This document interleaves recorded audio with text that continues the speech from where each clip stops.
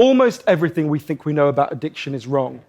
The idea of addiction we've all got in our heads, that story, comes partly from a series of experiments that were done earlier in the 20th century. You get a rat and you put it in a cage, and you give it 2 water bottles. One is just water, and the other is water laced with either heroin or cocaine.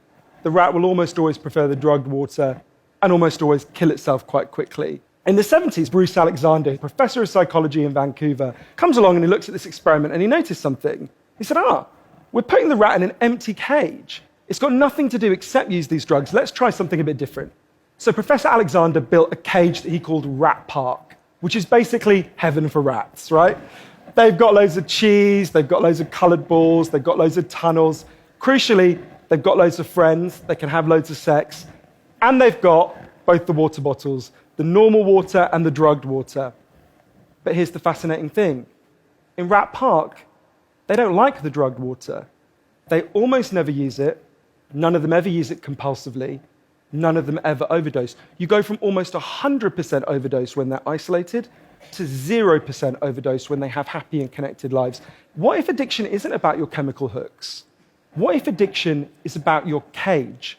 What if addiction is an adaptation to your environment?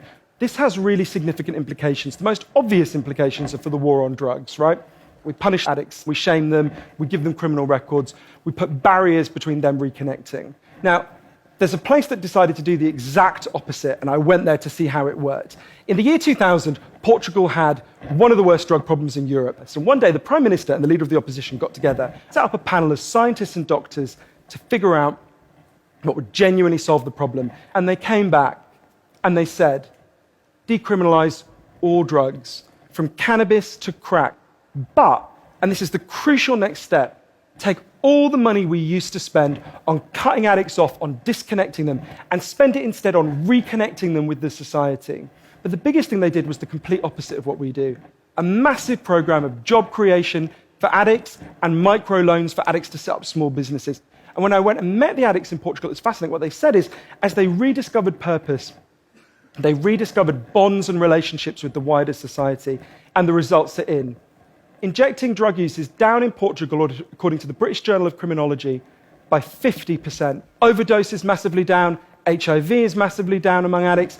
Addiction in every study is significantly down. We talk all the time in addiction about individual recovery, and it's right to talk about that. But we need to talk much more about social recovery. We created a society where, for a lot of us, life looks a whole lot more like that isolated cage and a whole lot less like Rat Park.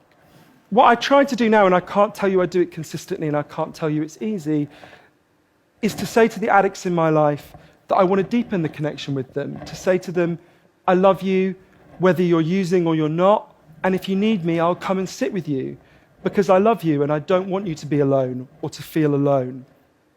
And I think the core of that message, you're not alone, we love you, has to be at every level of how we respond to addicts, socially, politically, and individually. Because the opposite of addiction is not sobriety.